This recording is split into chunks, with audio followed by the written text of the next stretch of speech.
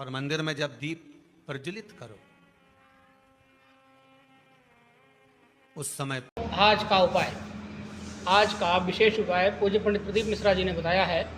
दीपक की बत्ती का मुंह, दीपक में अपन जो बत्ती लगाते हैं, गोल बत्ती लगाते हैं चाहे लंबी बत्ती लगाते हैं, लंबी बत्ती लगाते हैं समय भगवान की तरफ मुंह करें या अपनी तरफ मुंह करें। मनोकामना पूर्ति के लिए आपको किधर बत्ती का मुख रखना है, तो आइए सुनते हैं इस उपाय को। और इस उपाय से आपके घर में धन की वृद्धि ज़रूर होगी, आपके बिगड़े हुए काम ज़रूर से ज़रूर बनेंगे। तो आइए इस उपाय को पूर्णतः सुनते हैं, सुनने के बाद में इस उपाय को करके देखते हैं। हर हर महादेव, श्री शिवाय नमस्तुभ्यम। हर हर महादेव, श्री शिवाय। जब मंदिर में दीप लगाएं और मंदिर में जब दिया प्रज्वलित करें, अगर गोल बाती है तो वो तो दिए के बीच में ही होगी, बहुत ही ज्यादा गोल बाती है तो वो दिए के बीच में होगी। कोई भी पूजा, और मान लो अगर लंबी बाती लेकर गए हो, लंबी बाती को लेकर पहुंचे हो, तो अगर दीप लगा रहे हो, कामना रख कर लगा रहे हो कि मेरी ये कामना है, तो वो दीप का बाती का मुख अपनी ओर रखना और कोई कामना नहीं। हम भगवान को केवल इसलिए रिझा रहे हैं कि मेरा भोलेनाथ मेरा भंडार भरे और मेरे घर में सुख समृद्धि दे। तो दीप की बाती का मुख भगवान की ओर होना चाहिए कि हमने तेरे भरोसे पर छोड़ दिया। मनोकामना अब हम किसी से नहीं पूछेंगे कि हमें क्या करना है, ये दीप की जो बाती का मुख है वो आपकी ओर है। अर्थात मेरा जो जीवन है, मेरा जो संपूर्ण परिवार है, मेरा जो कुटुंब है, मेरा जो कबीला है, मैं जिस घर में निवास करती हूँ, मैं जिस घर में रहता हूँ, उस घर का संपूर्ण कारोबार सब तुम्हारे भरोसे पर है। तो बाती का मुख कहाँ हो गया? भगवान की ओर। उपाय को ध्यान से सुने और करके देखें, जिससे हमारे जीवन बाती का मुख भगवान आ रही है। और ज्यादातर लोग दिया जो लगाते हैं ना, वो अपनी ओर बाती करके ही लगाते हैं। मतलब इनकी कामना चलती ही रहती है 24 घंटे। कुछ कुछ कामनाएं इनकी जागरूक है, इनकी कामनाएं निरंतर रहती है। और उस बाती में जब आप अपना संपूर्ण परिवार, संपूर्ण अपने परिवार का दुकान हो, धंधा हो, व्यापार हो, व्यवसाय हो, चाहे आप जितना भी कार्य कर रहे हो, फैक्ट्रियां चला रहे हो, वो सब अपने भगवान के भरोसे पर दे दिया, भगवान की ओर दे दिया। तो इसका मतलब ये नहीं है कि बाती का मुख भगवान की ओर हो तो तुम भगवान के बिल्कुल करीब में बाती का मुख कर लगा दो और भगवान को मालूम पड़े चोट लग जाए, ऐसा भी नहीं। जब भी दिया लगता है, आप बहुत ध्यान देना महाराज, अगर भगवान जिस स्थान पर बैठे हुए हैं, अगर दिया हमको रखना है, भगवान जहाँ विराजमान है, दीप जब भी रखा जाता है भगवान के सामने, तो अपन जहाँ विराजमान है उससे भगवान और अपने बीच में कम से कम 2 बीता की दूरी तो होना ही चाहिए, जिससे भगवान को भी चोट ना लगे, भगवान को भी घात ना लगे। अष्टमुखी हो गया दीपक का। तुलसी महारानी को जो दिया लगाया जाता है वो तुलसा महारानी से दूर लगाना चाहिए। तुलसी के क्यारे में दीप लगाने का प्रमाण नहीं है कि तुम तुलसी के क्यारे के अंदर दिया लगाओ। पहले तो ऐसा नियम था कि तुलसी का जो क्यारा बनता था उसमें एक नीचे अलग से दिया रखने की जगह बनती थी, तो उसमें दिया रख दिया जाता था। आज के जमाने में इतनी जगह ही नहीं कि वह मेरे को, तो लोग वो कुंडा में धर के आ जाए। अब वो कुंडी में रख के आए, मालूम पड़े तुलसी महारानी का पत्ता मुरझा जाता है, तुलसा महारानी भी ऐसी मूर्छित हो जाती है, तुलसा महारानी भी चारों तरफ से वो दिए की लो से जल जाती है। ऐसा दीप लगाने का कोई फायदा नहीं। आइए इस उपाय को ध्यान से सुने और करके देखें, जिससे ऐसे दीप की कोई महत्वता हमारे जीवन में जो समस्याएं आ रही है, किसी को कष्ट देकर, किसी को परेशान कर कर, देवता हो चाहे आप हो, आप किसी को कष्ट देकर, किसी को परेशान कर कर अगर भजन कर रहे हो तो उसका कोई सुख नहीं है हमारा। दोस्तों वीडियो को लाइक कर दें, उसका कोई आनंद नहीं है। किसी को भी कष्ट देकर अगर आपने भजन भी किया, यज्ञ भी करा, दान भी करा, पुण्य भी करा, सत्कर्म भी करा, भजन भी करा, ने 4 वर्ष की आयु से लेकर 8 वर्ष तक की आयु में शंकर जी के मंदिर में झाड़ू और पोछा अपने मन से, कोई तनख्वाह नहीं, मन से सेवा करी, तो मिला क्या? एक साधारण से घर की बेटी मालवा की राजमाता बन गई। साधारण से घर की बेटी शिव मंदिर का मात्र झाड़ू लगाने पर, मात्र सेवा करने पर। आपसे भी निवेदन है, जिस दिन तुम्हारा मन दुखी हो, जिस दिन तुमको लगे कि हमारे मन को आज अशांति है, आज मेरा बड़ा सा कोई काम अटक गया है, मेरा बेटा आज परीक्षा देने के लिए गया है, आज मेरे बेटे को इस परीक्षा में पास होना चाहिए, आज मेरा पति गया है उसकी नौकरी लगना चाहिए, मैं बड़ी दुखी हूं, सब दूर माथा टेक लिया, सारे संसार में होकर आ गए, सबसे जाकर निवेदन कर लिया, जब हार गए तब किसी शंकर के मंदिर में एकांत में बैठ जाना, 1 लोटा पानी चढ़ाकर, 5 बेलपत्र चढ़ाकर, 1 चावल का दाना शिव को समर्पित कर कर एकांत में बैठकर शंकर को निहारते हुए श्री शिवाय नमस्तुभ्यम का जाप करना, अपने दिल की बात उससे कह देना। जब वो एकांत में बैठा हो कोई नहीं हो मंदिर में, तब तुम बैठना, उससे कहना आज मेरा पति नौकरी के लिए गया है, मैं जानती हूं कि मैं हो सकता है पाप कर्म करा, पूर्व में क्या क्या करा अपने को क्या मालूम, हो सकता है मेरा पति भी पूर्व में कोई कर्म विकार करा होगा, सारे जगत में धक्के खा लिया, सारे दुनिया भर में घूम कर आ गए, पर मेरे बाबा अब कहीं पर नहीं जाऊंगी, आखिरी है तू और तेरा द्वार, अब नहीं छोड़ूंगी। और उस बाबा से निवेदन कर कर जाना, 8 दिन 15 दिन इंतजार तो करो, उस बाबा से बोलने के बाद एक टेबलेट भी खाते हो तो थोड़ी देर बाद असर करती है, तो थोड़ा इंतजार तो करो उसको बोलने के बाद, भटकना मत ही।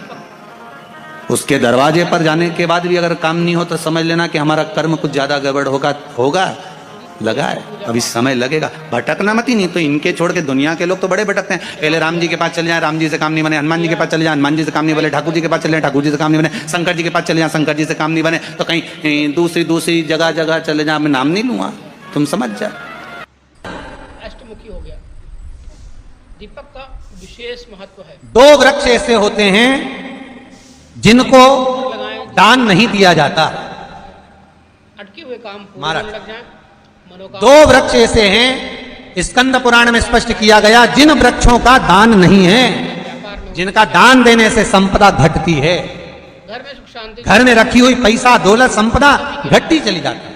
दीपक और जितने लोग टीवी पर सुन रहे हैं, अगर आपने भी दिया होगा तो आपको ज्ञात होगा, के समय 2 वृक्ष, एक मनी प्लांट, उपाय को ध्यान से सुने। एक मनी प्लांट होता है, पौधा होता है जिसको लोग पानी में डालते हैं, वो बढ़ता है। हमारे जीवन मनी प्लांट का पौधा भी गिफ्ट नहीं करना चाहिए, दान में अर्थात किसी को नहीं देना चाहिए, वो उससे घर में रखी हुई संपदा समाप्त होती है। हमारे कार्य दूसरा, आंवले का पौधा, आंवले का वृक्ष, आंवले का पौधा किसी को नहीं देना चाहिए। आंवले का पौधा बन सके आप किसी बगीचे में जाकर लगा दीजिए, पूज्य गुरुदेव की आंवले का पौधा बन सके आप किसी गार्डन में जाकर लगा दीजिए, पर अपने हाथ से आंवले के पौधे का दान नहीं होना चाहिए। हर हर महादेव, श्री शिवाय नमस्ते। भेंट नहीं होना, हर महादेव, श्री स्वयं लगा जाकर खुद।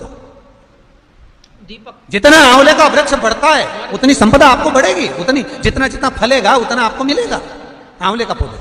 पर यदि आपने आंवले का पौधा, आंवले का रोप, आंवले का वृक्ष अपने घर के दरवाजे से किसी को दे दिया, तो उस घर में मेहनत तो बहुत करोगे, बहुत संघर्ष भी करोगे, बहुत कमाओगे, घर में 10 लोग कमाने वाले होंगे, पर पैसा घर में दिखेगा नहीं, रुकेगा नहीं, टिकेगा नहीं। का विशेष आपने कई बार सोचा होगा, महाराज हम तो पहले इतना कमाते थे, इतना पैसा दिखता था, इतना पैसा, खूब धन होता था, फिर अब अटके तो हुए घर में किसी से पूछना, मनोकामना उसने कहीं आंवले का पौधा तो नहीं दिया किसी को दान जो आप हाथ चाहते से। हैं नौकरी में, हाँ खुद लगाया है वो बात दूसरी है, कहीं बगीचे में लगा दिया, कहीं जाकर रोपित कर दिया, वो बात दूसरी, पर किसी को दिया तो नहीं, सभी के लिए दीपक की बत्ती का मुंह किसी और रखें। प्रदान ना करें और महाराज, दीपक जलाते समय उसका ध्यान क्या बोले, आप फल वर्णित कर। आइए इस उपाय को ध्यान से सुने करके शमी का जो पत्ता होता है, हमारे ध्यान से जीवन में सुनिए। समस्याएं आ रही है, रोज आप अगर शमी के पत्ते को नहीं चढ़ा सकते, साथ साथ हमारे कार्य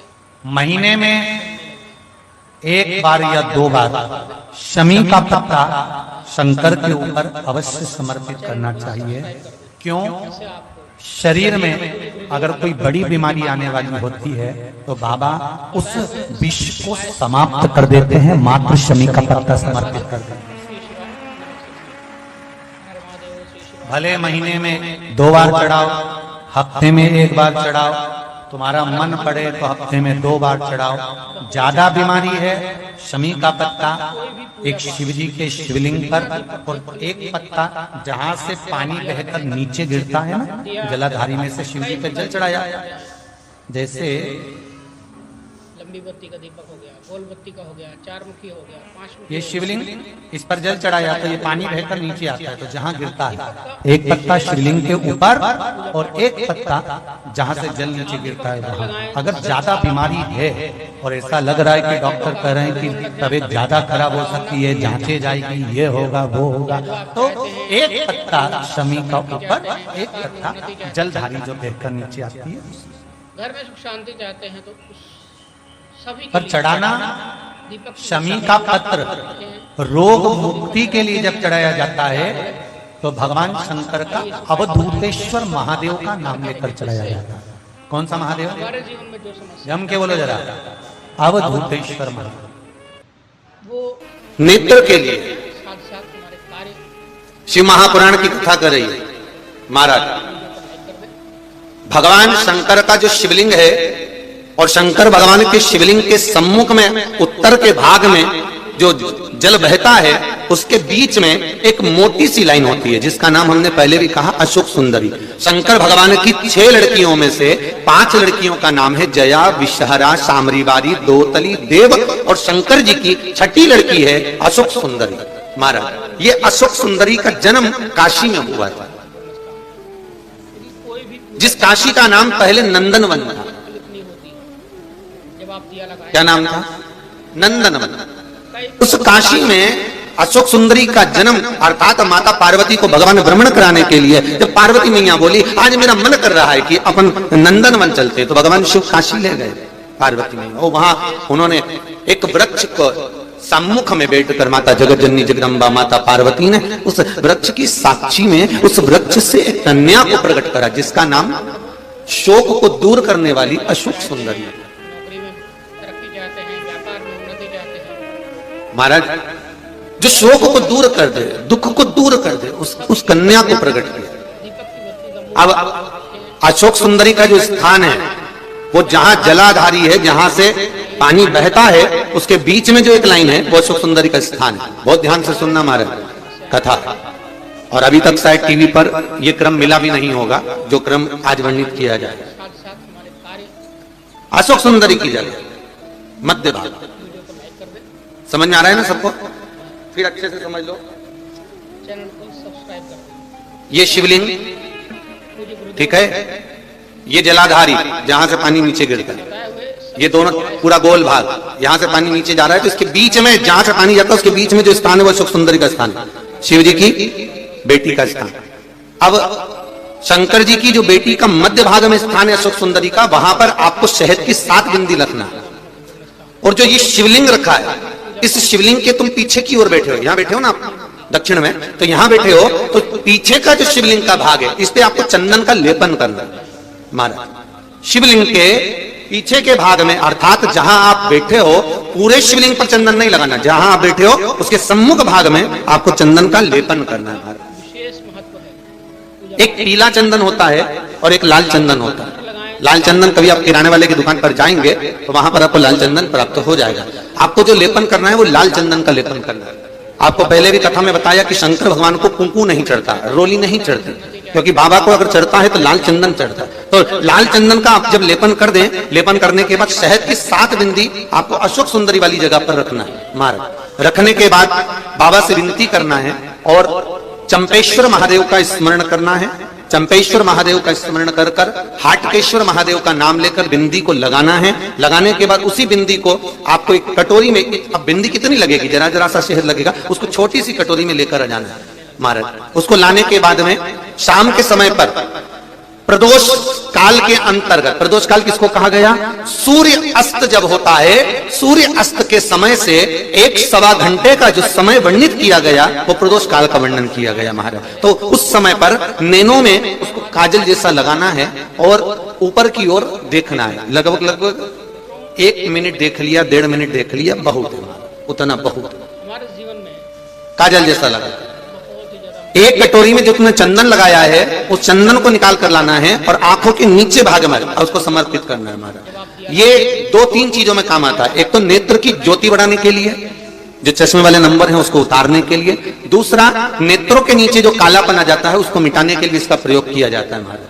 तीसरा, इस शहद का प्रयोग नारी के जो रजोधर्म से जुड़ी हुई तकलीफें होती हैं, नारी के रजोधर्म से जुड़ी हुई जो प्रॉब्लम होती है उसमें भी ये शहद काम आता है। महाराज इस शहद का केवल प्रदोष काल के समय इसको चाट लिया जाता है, तो उससे भी नारी के जो रजोधर्म से जुड़े हुए प्रॉब्लम होती है उसमें भी उसको अंतर जाता है। तो हाटकेश्वर महादेव और दूसरा जम के बोलिए चंपेश्वर महादेव, इसका स्मरण आपको करना है। इसको धारण कर आप सुख को प्राप्त है। तो भगवान शिव देने वाला है, बस आपको प्राप्त करने का एक स्थान, शंकर को रिझाने की एक जगह, शिव को प्राप्त करने का एक स्थान होता है जहां से हम शिव को प्राप्त कर सकते हैं, जहां से हम शंकर को प्राप्त कर सकते हैं। किसी ने प्रश्न करा था, समस्याएं दूर हो गुरुदेव जाएंगी। साथ हमारे हम टीवी पर कथा सुनते हैं या हम मोबाइल पर कथा सुनते हैं, उसका पुण्य कथा में बैठना, जो लोग पंडाल में बैठकर कथा सुनते हैं जैसे आपको उनका पुण्य हमारे पुण्य जितना ही होगा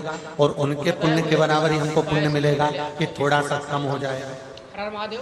हम अगर घर पे बैठकर कथा सुन रहे हैं, आस्था चैनल पर या फेसबुक यूट्यूब पर कथा सुन रहे हैं शिव महापुराण की, या हम पंडाल में बैठकर कथा सुन रहे हैं, इसका पुण्य बराबर कर रहेगा कि कम ज्यादा हो जाएगा बहुत ही ज्यादा महत्वपूर्ण अगर देखा जाए। क्योंकि कोई भी पूजा पाठ बिना दीपक के फलित नहीं होता। हाथी जब आप दिया लगाएंगे, कौन से पंडाल में प्रवचन सुनने गया है? दीपक होते हैं, जम के बोलो, कोई पंडाल में हाथी कथा सुनने गया? बत्ती का हो गया, अरे बोलो जम के।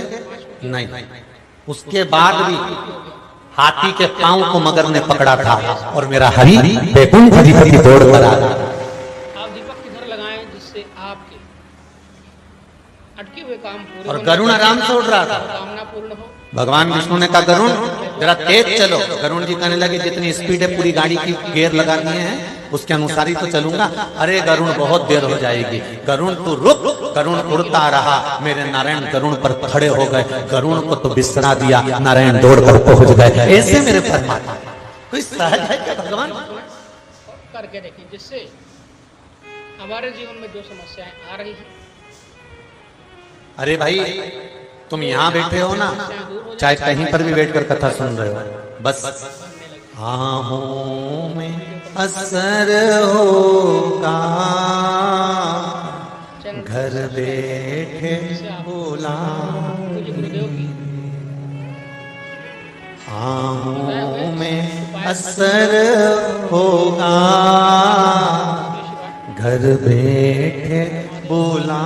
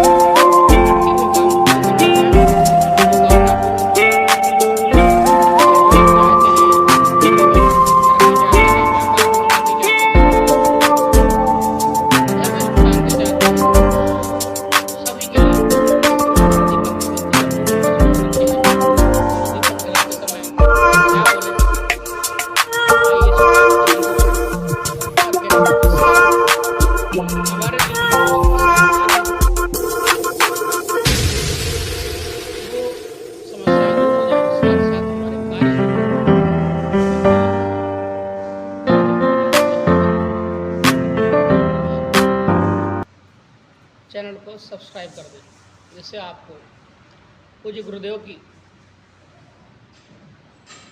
बताए हुए सब उपाय सबसे पहले आप सभी को मिल सके। हर हर महादेव, श्री शिवाय नमस्तुभ्यम। हर हर महादेव, श्री शिवाय नमस्तुभ्यम। मित्रों, दीपक हमारे जीवन में दीपक का बहुत ही ज़्यादा महत्वपूर्ण स्थान है, क्योंकि